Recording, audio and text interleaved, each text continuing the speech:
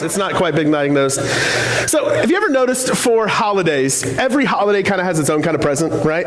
So like for Mother's Day, you do not give somebody a present for Mother's Day that you are also very likely to give on, say, Father's Day, right? Like nobody comes to Mother's Day service hoping to win a crowbar. Like that just doesn't happen. If I were to give you a fruitcake, what holiday would you think of automatically? Christmas, right? Like you don't give out a fruitcake and go, oh, it must be Easter again, right? Like that's just not the way this thing works, right? Every holiday has its own gifts, its own kind of presents. In fact, Father's Day, once again, right? If you're a dad or maybe you got grandkids at this point or you were a kid who gave your dad presents, some of these you'll recognize. How many of you guys ever gave your dad a pair of socks for Father's Day before? Just me. I'm the worst. I'm the worst. Who wants a pair of Father's Day socks? There you go, Brandon. Let's see. Don't hit the camera. Oh, they went to Josh because I'm a lefty and it curved and I can't throw because apparently I'm terrible. I won't throw this one. Some people, like we get all these things that say best dad ever. You ever notice that? Now this, I'm sure you would use for pop, right? Like this is what this mug is for. It's for pop and for tea and no one would use it for anything other than that, right? But we have all these gifts for Father's Day that say like, you're the best dad ever. You're number one. No dad's better than you, right? Like because we really apparently as dads need a ton of affirmation and to be the only one. So I wore a shirt yesterday that my son and my wife got for me. It said, out of this world dad. It's like a NASA thing. I love space. So they got that for me. And I thought if any other dad was wearing that shirt yesterday, I would fight them for it, right? Because I want to prove I'm the only out of this world dad. So somebody later on, hey, you can feel free to grab that later. That's yours because I don't need a glass to drink soda, right? So, and then there's also stuff like this, like dads, you get t-shirts, right? So you get shirts like this that say world's greatest farter, and then farter is crossed out and it says father, right? Now, Ronnie's saying, give that to my dad. So here you go, you ready? Apparently you're the world's greatest farter. I don't know if that's a compliment or not. But here's the thing, your wife's like, we are never coming back to church here ever again. Last trip to Akron ever, right? But here's the thing, like when I look at a shirt like that, or I see some of the things that we get for Father's Day, like part of me, like I'll be honest, I think that shirt's really funny. Like I would wear that shirt, okay? Just being honest. I got that shirt because I was here. There you go. She bought that same shirt. But here's the other, like part of me though, you ever look at something and then like also kind of have like this reality check for a moment to go, like that's funny, but does anybody actually brag about being the world's greatest farter? Me. Ugh, that's gross. Girls don't fart, just so you know. That doesn't happen. But here's the deal. Like, you see that and go, like, who would actually brag about that? And we all know people who brag about something they should not brag about, right? Like, when I was a kid, this is when, like, rap and hip-hop was, like, really big. It was after Biggie and Tupac. It was kind of like everybody else started coming up, and people would brag about how many times they'd been shot. And I'd say, short of you being a war veteran, I don't know if that's something to brag about, right? Like, you went to battle, came home, but like just being a rapper and getting shot, not very cool. You get other people that brag about how many people they slept with. And I just go, you might brag about it, but I feel like you are one walking disease at this point, right? Like it's just not something I would brag about. You get other people who will brag about like how their exes, their ex-boyfriends or ex-girlfriends, how they're a wreck without them, and you go, you think you're all that, don't you, right? Like, I wouldn't brag about that. You get other people, I won't name names, their names rhyme with Flandon, though, that will brag about their favorite sports team, as if they play for that sports team. Like, I love my sports teams, but I'm not going to brag like, did you see what we did yesterday, right? Did you check us out? We did it, right? Like, that's just a weird thing to brag about. Like, we all know people who brag about things that they should not brag about. But here's the thing. I want you to think about this. Next time you hear somebody bragging, I want you to think about it this way. What somebody brags about reveals a lot about them.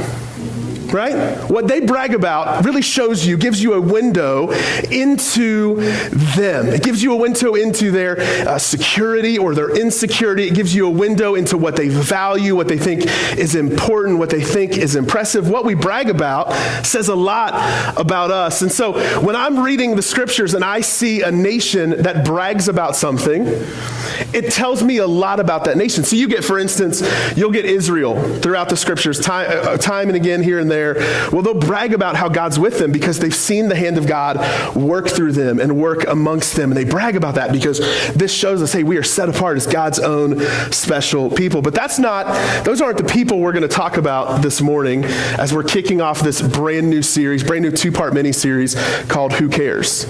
We're actually going to talk about some people known as the Ninevites. And so if you're familiar with Nineveh, right? We talked about this last week and I couldn't get it out of my head. The Ninevites, they bragged about something that people shouldn't really brag about. They bragged about being the most destructive, violent people in the world. What they bragged about was how they could make somebody's life a living hell. Because here's what they would do. This gets kind of gross, so if you're squeamish, I'm sorry, but I'm going to tell you anyways because it's interesting. What they would do is they would murder massive amounts of people, put their bodies in a pile, and then they would take the skins of those people and drape it over the pile of people. This is just what they did to brag. They thought this was awesome. They would go to other people and they would kill them in front of their friends or loved ones. They would leave one survivor and they would put these skulls of the people they had murdered on a stick and make that person carry that stick around with the heads of their loved ones on it, right? There were other ones. This is the worst part, and then we'll move on, is they would torture people. And what they would do is they would dismember them piece by piece. So they would take an eyeball, a lip, maybe some teeth, a toe, a testicle. They would take any part of a person they could, but they would leave one hand. So when they were done, they could shake your hand because that was a job well done for them. This is what the people of Nineveh wanted to brag about and wanted to be known for. Now, here's my question, really the heart behind this entire two-part series we're going to do. Is who cares about those people? Like, let's be real. Like, we hear of similar things happening now today with ISIS, right? Where they're doing terrible things. In fact, Nineveh is in modern-day Iraq. It's near Mosul, so it's very much right there in the same part of the world. But who cares about those people? We hear about these things and we think, if anything bad happened to them, they had it coming, right? Like, that's how I feel. I'm just going to be honest with you. They had it coming to them. So who cares about those people who are destructive, those people who are dark, those people who are disgusting? Who cares about those people? Well, here is one of the most confounding things about God, and yet one of the greatest things about God is God cares about those people. God cares about those people. God cares about people. He cared about people then, and he cares about people now who want nothing to do with him. God cared for people then and cares for people now who do not like him, who would brag about everything that is against what he would say is important. God cares about those people. God cares about those people who are living in darkness and have no idea that they're living in darkness. God cares about people on the other side of the planet from us who have never heard his name. God cares about those people. If there is a lost, broken, hurting person walking this earth, God cares about that person. And God cares about those people. Now here's where it gets tricky. Is for God, it is not enough that he cares, but he commands that then his people should care. He commands that when we interact with the worst kind of person, that it is not enough for us to go, God, give them what they deserve, but we should be saying, God, show them your grace. God, let them experience your love. God, be with them the way that you've been with me. So here's what God does, is God sees those people living in darkness, and he looks at his people and he goes, okay, my people, here's what we're going to do. Here's my plan. Okay? God's plan is to send his people to those people, so that those people can become his people. God's plan is to send his people to those people so that those people can become his people. Are you confused yet? Because it was confusing for me when I was thinking about this week, right? God's plan is to send his people to those people so that those people who are lost, who are hurting, who are broken, who are without him can become part of his family. And hear me. He chooses not to do it without us. He chooses. So, what he does not want is a church who sits back and waits for lost and hurting and broken people to come to it.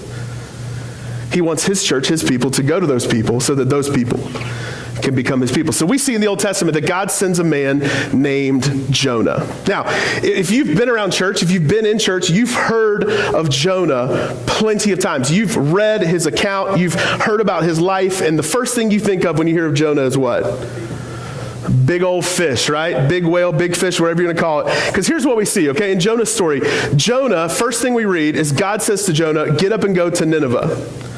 So his call is to go to those people. God's sending his person to those people so that those people can become his people. And yet what Jonah does is he gets up, and instead of going to Nineveh, he goes the opposite way to Tarshish. And so all these things happen where God basically says, hey, guess what? You want to run away? I'm not going to let you run away. So he sends a great storm. And the only way this storm is going to go away is if the men in that boat throw Jonah overboard. So Jonah says, hey, throw me over. Jonah gets thrown over the ship, and then God commands this great fish, some people say a whale, some people say a great fish, to swallow Jonah. Now, here's what I'll say. If you are hung up on that, and that is keeping you from hearing what's happening here in the rest of the account, I'm going to give you permission to have that doubt, okay? You can have it. You're a person. You're a grown-up. You're allowed. But don't miss the heart of the story. But here's what I will contend with you, is we do have examples in history of people being swallowed by a great fish and then regurgitated later. Now, they come out marked. They come out different, right? Their skin is dyed. In fact, a Middle Eastern man going into the belly of a fish would come out looking like an albino white man. So Jonah is in the belly of the fish. He prays to God, wanting a second chance. God gives him the second chance. The fish throws him up onto the shore. And then God, we see in chapter 3, verse 1, once again, starts right back at square one with Jonah and says, get up and go to Nineveh. And so here's what happens starting in verse 3 of chapter 3, Jonah chapter 3. It says, this time Jonah obeyed the Lord's command and went to Nineveh, a city so large that it took 3 days to see it all. So Jonah, he's going to the city, and he's not just stopping once, but he's walking all around this city, and it's taking him multiple days to get around it. And it says this, that on the day Jonah entered the city, so from this day, for all 3 days while he was going through the city, here's what he shouted to the crowds. 40 days from now, Nineveh will be destroyed. Let's be real. If you're Jonah, how good does that feel? I mean, seriously, how good does that feel at that moment? Because these people are about to get theirs, and Jonah gets to be the one to tell them all about it. 40 days from now, Nineveh will be destroyed. But then something weird happens.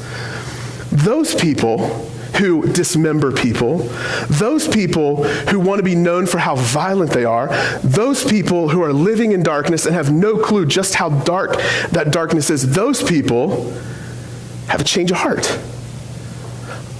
And it starts with Jonah shouting out judgment to the crowd. It says this in verse 5, the people of Nineveh believed God's message, and from the greatest to the least, they declared a fast and put on burlap to show their sorrow. And what we would continue to read is that even the king of Nineveh, he would hear this message, and he would stop everything, and he would declare that everyone needs to fast, everyone needs to be seeking God, because perhaps even yet, God will save us from the coming judgment. He just declares, hey, we need to go away from our ways, away from what we brag about, away from our identity and what we're known by, and we need to just go to God as quickly as we can, and perhaps even yet this judgment will stop. And then in verse 10, we see God's reaction. It says, when God saw what they had done and how they had put a stop to their evil ways, he changed his mind and did not carry out the destruction he had threatened. So God sees their response to his message, and he responds and says, this isn't going to happen right now.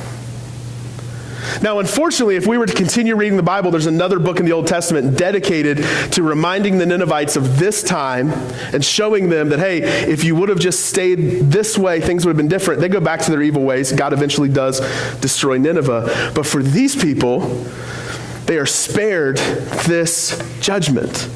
So here's what happened, is God sent his person, Jonah, to those people, the Ninevites, so that those people could become God's people. Their lives are changed. And you would think, right, all of us separated on this side of history from it, we go, that's awesome. God saves those people. Like, that's great. But Jonah didn't feel that way. In fact, if it was ISIS, I think many of us probably wouldn't feel that way, especially if you have a loved one who died in combat, or if you have somebody that you know that was affected by any of these things, right? It was affected in a form or war. You wouldn't want that for these people. So Jonah has a normal response. Here's what it says in verse 1 of chapter 4. It says, this change of plans greatly upset Jonah, and he became very angry. So then he complained to the Lord about it. Notice what he complains about. I think this is one of the most eye-opening things for me, how sure Jonah is of some things. He says this, didn't I say before I left home that you would do this, Lord? That is why I ran away to Tarshish. I knew that you are a merciful and compassionate God, slow to get angry and filled with unfailing love. You are eager to turn back from destroying people. Here's what Jonah's complaining about. I knew how good you were, God. Like, I just knew, God, you're so good. I just knew that if you sent someone to those people would become your people. Like, I just knew that you're merciful. I knew that you're kind. I know that you do not want those people to be destroyed. I just know it. What if we had the same confidence in God's loving character towards people? Because for us, let's be real. The reason we don't share our faith with people is not because we don't believe this faith thing works. You do. You're at church on a Sunday morning. You wake up and come here. The reason we don't share our faith with other people is because we are sure they're going to be offended. They're going to be hurt by it. They're going to judge us for it. They're not going to like us anymore. Like, we're sure. But notice what Jonah is sure of. He says, I knew if I went to the worst people, you'd save them. But we're sure if we go to mediocrely bad people, or people who just might get slightly perturbed by us talking to them, like, we just know, hey, that's going to be bad.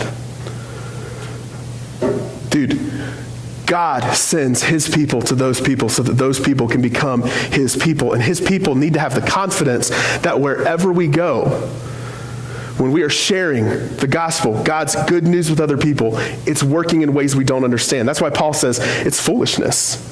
It's working in ways we don't fully get. So he says, I knew all this. And then notice how he finishes this part up, verse 5. He says, I knew you were going to, or verse 3, I'm sorry. He says, just kill me now, Lord. I'd rather be dead than alive if what I predicted will not happen.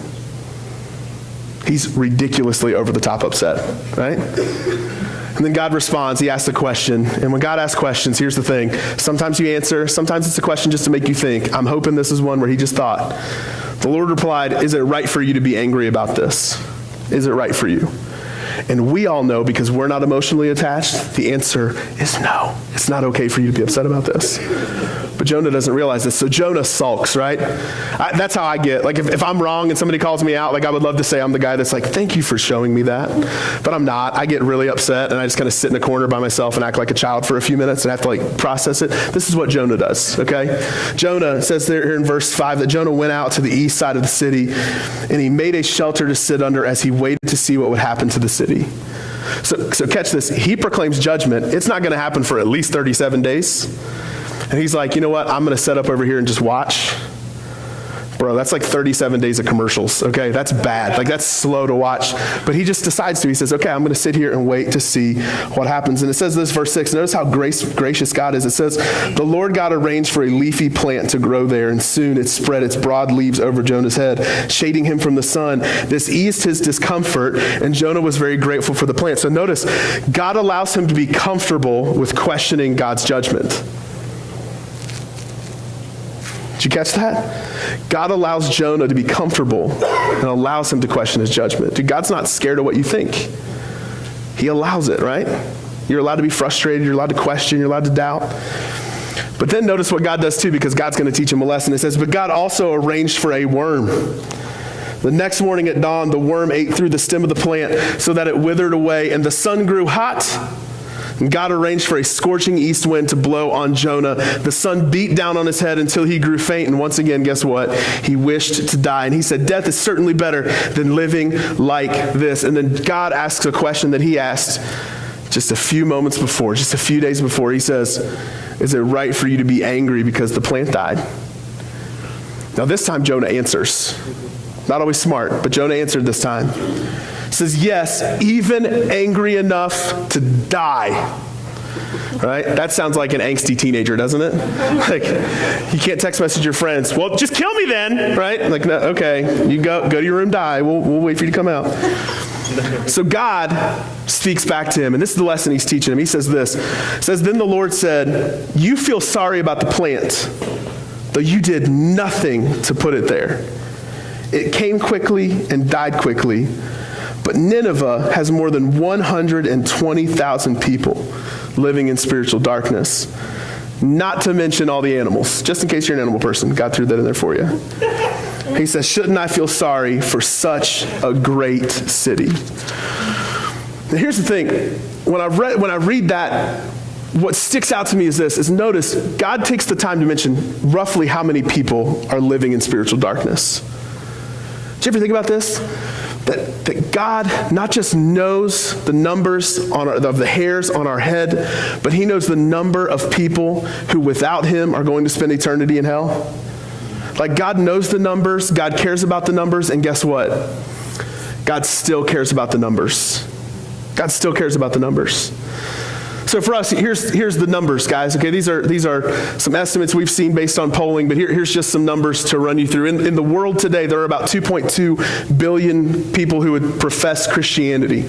Okay, so that means even if every single one of them are actually genuine Christians, people of faith, there are roughly 4.4 billion people living in spiritual darkness in our world today.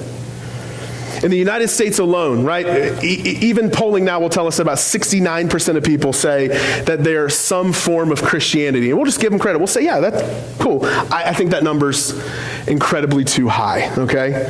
But let's just give it the benefit of the doubt. Even if almost 70% of people in America were Christians, that means in America today, we have over 100 million people living in spiritual darkness and going to hell. In the state of Ohio, right? Ohio, let's just say that same number. It's roughly 70% of people. That means just in the state of Ohio alone, there are 3.6 million people in Ohio living in spiritual darkness and destined for hell. In our city, Akron, let's make it local, right? In our city, we'll give it once again, that 70% number, 69, 70%. That means in our city alone, there are 62,000 people in our city today, not counting Summit County, not counting if you live just outside of the city, just the city of Akron, 62,000 people living in spiritual darkness and destined for hell. But let's make it even more real. What about the people in your home? Like, let's be honest. How many of you grew up with parents who aren't believers? Or do you have a brother or sister who aren't believers? Maybe you have children who, if you were honest, you might tell everybody how great they are, but if you were honest, you knew something's missing. And they're living in spiritual darkness. Even our children. God still cares about every single one of those numbers, and as his people, we are called to care about those numbers. And I'm just going to be really honest with you right now. It is time for us as a church to really start caring about those numbers. I mean, to care about those numbers in a way that inconveniences us. To care about those numbers in a way that make us uncomfortable as a church. To care about those numbers in a way that we are cool as a church doing without so that other people can experience God. Like, we are called as a church to actually care, not just say we care, but actually care. Because God cares about the numbers, we care about the numbers, and here's why we care about the numbers, is every number has a name. Like, imagine if for once, that 62,000 in Akron, if we didn't just hear the number 62,000, but if in an instant you could see the name and the face of every single one of those 62,000. How would that change the way you see that number? How would it change the number in our state if you knew the over a million people, if you knew that every single one of those numbers has a name, there's a face attached to that number.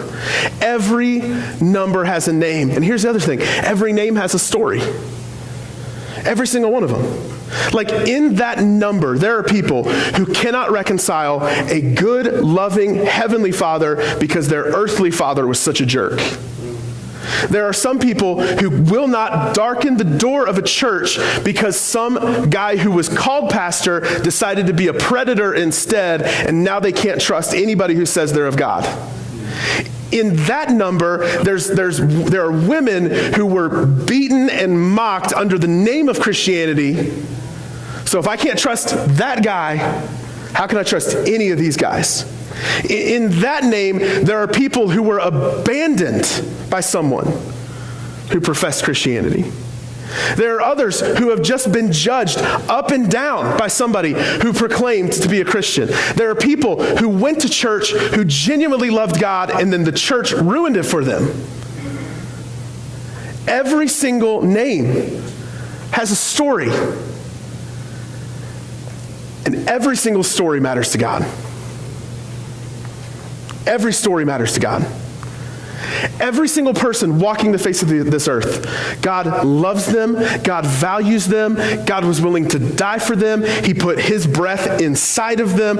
God is crazy about people, God still cares about His people, and God, I really believe, is waiting for His people to start caring for those people.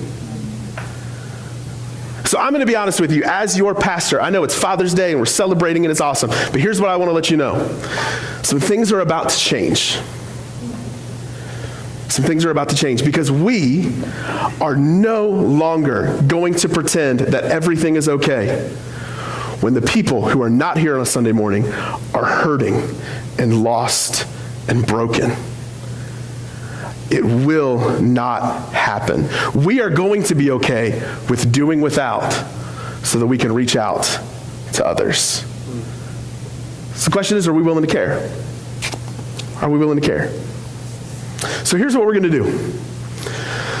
This series is unique from the standpoint of most series. It's a lot of, hey, we're going to come and listen to you talk, and that's awesome because I think I'm pretty awesome. But this is going to be a little different because this is going to be more like I do some, you do some. Really, I do some, we do some. So here's what we're going to do.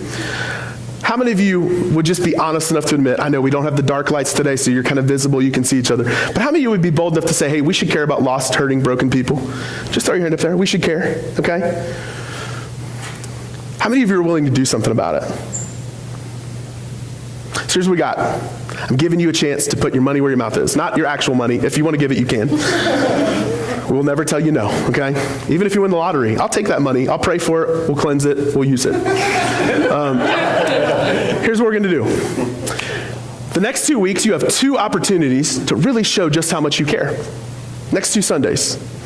So next Sunday, here's what we're going to do. We're going to keep this idea of who cares, but we are gauging the entire time where I'm talking next week around the idea of we want to show people just how much God cares about them.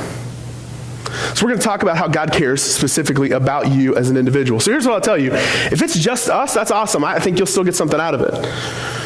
But the idea is this is a great week for you to begin inviting some people to come to church on Sunday. Now, I don't think church is the end-all be-all, right? But I do think we play a role in this thing. And so I want to encourage you next week, your first opportunity to show we care, begin to unapologetically invite people to church. Let's at least be like a fourth as confident as Jonah to think that if people hear God's message that maybe His loving kindness will shine through and they'll experience it. Let's just be maybe a fraction as confident as Jonah that God doesn't want to see people destroyed and actually wants to love them. And that if they show up and they hear His message, what the scripture tells us is when people hear it, when those who are being saved, it's this life-giving, incredible thing for them. Let's be at least a fraction as confident. And here's the second thing. 2 weeks from today, we're not having service here on a Sunday morning. 2 weeks from today, here's what we're doing. We're doing a neighborhood barbecue. We don't call it a church barbecue because it's not about us, okay? We're calling it a neighborhood barbecue. So here's what we're doing. We are going to organize a couple of different times for people who are available to go door to door, hand a flyer to people in our neighborhood, and invite them to a barbecue. And here's what we're doing at that barbecue. The church is going to pay for some food. The church is going to buy a couple of bikes for us to give away. But we are also trusting that as a church, we can show how much we care through our generosity because, like Rachel reminded you, a smart person has said from time to time, life is too short to not be incredibly generous. So there's also an opportunity for you to say, hey, you know what, man, I can donate not a Toys R Us gift card because they're out of business, but I can donate a gift card or I can buy a toy. We can bring this, we can bring that. And we want to show the people in our neighborhood, which just so you know where we are, we're in West Hill right now. This is one of the most impoverished neighborhoods in Akron. So if we can show the love of God in a tangible way by giving somebody something, we're going to do it. So I'm going to invite you to participate in that way. Church is bringing food. Church is going to buy some bikes. You just got to show up. And I hope you'll bring something with you. I hope you'll let me know about that. Because we want to show the love of God, especially to the children in this neighborhood and to those parents through loving their children, how much God cares for them. So next week, unapologetic invitation. You go for it. This is an opportunity for us to not be people who say we care, because here's what we know. I'm going to say this and then we're going to wrap up here soon because I know we're getting close to going over time here, okay? But this, dude, God's been wrecking me on this. Many of you have been to churches before, and what you've said is, I just never felt like they cared about me, or I was a means to an end. Let's not be that church. Hear me, I'm not trying to bash other churches, but let's be the church we say we want to be. Let's show people how much we care by actually doing something. All right? So here's what I'm